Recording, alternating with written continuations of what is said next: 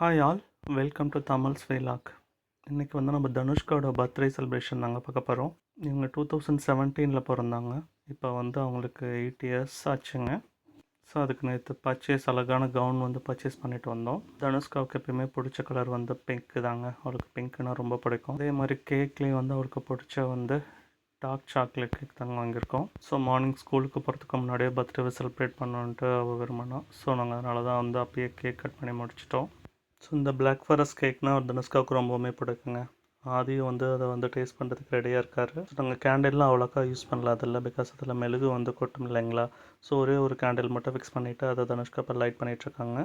அதை பொறுத்ததுக்குள்ளே ரொம்பவுமே தனுஷ்கா சிரமப்பட்டுட்டு இருந்தாங்க, பிகாஸ் அதை பொறுத்தவே முடியல.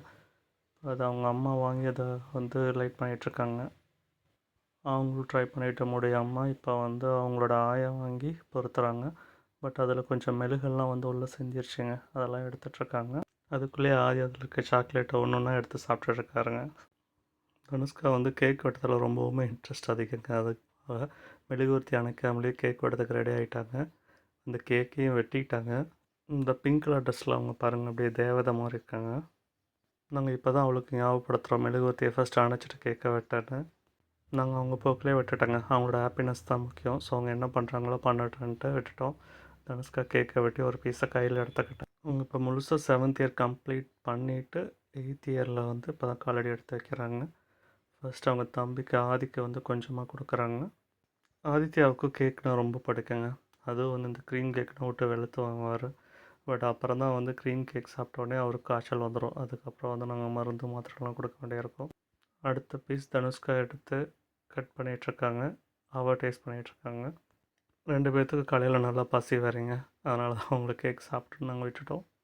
இப்போ இதெல்லாம் கட் பண்ணி முடிச்சுட்டு மறுபடியும் வந்து ட்ரெஸ் சேஞ்ச் பண்ணிவிட்டு போக சொன்னோம். பட் நான் பர்த்டே ட்ரெஸ்ஸில் தான் ஸ்கூலுக்கு போகணும். ரொம்ப அடம் பிடிச்சி அதே ட்ரெஸ்ஸில் ஸ்கூலுக்கு கிளம்பிட்டாங்க. இப்போ 2 பேர்த்துக்கு லஞ்ச் பாக்ஸ், அப்புறம் ஸ்கூலில் இருக்க ஃப்ரெண்ட்ஸ் டீச்சருக்கெல்லாம் வந்து கேக் ரெப்டி கொடுத்துட்ருக்கோம். தனுஷ்கா அவங்க ஆயாவுக்கு ஊட்டி விடுறாங்க. அவங்க ஆயா திரும்ப தனுஷ்காவுக்கு ஊட்டி விடுறாங்க. இந்த மாதிரி பெரியவங்ககிட்டருந்து கிடைக்கிற பாசம் தாங்க ரொம்ப முக்கியம். அதுதான் நான் வந்து குழந்தைங்கள வந்து நீண்ட காலம் வாழ வைக்கும். ஸோ தனுவுக்கு வந்து இனிய பிறந்தநாள் வாழ்த்துக்கள். ஸோ இப்போ ஸ்கூலுக்கு ரெடி ஆகிட்டாங்க. Thank you all. எல்லோரும் சப்ஸ்கிரைப் பண்ணுங்கள். சியர்ஸ்.